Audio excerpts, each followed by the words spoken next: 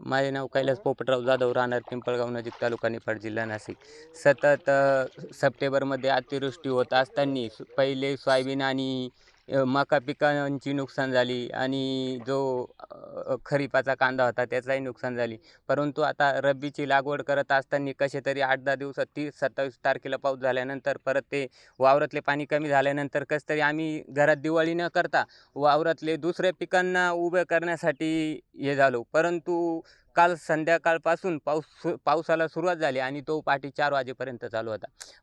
वावरात जे कांदे लावले होते ते आत्ता पूर्ण वाहून गेलेले. 4-5 दिवसापूर्वी ज्या लागणी चालू होत्या त्या कशा तरी आम्ही पूर्ण केल्या. मजूर होता, आम्ही घरी लावले, परंतु ते पूर्ण वाहून गेलेले.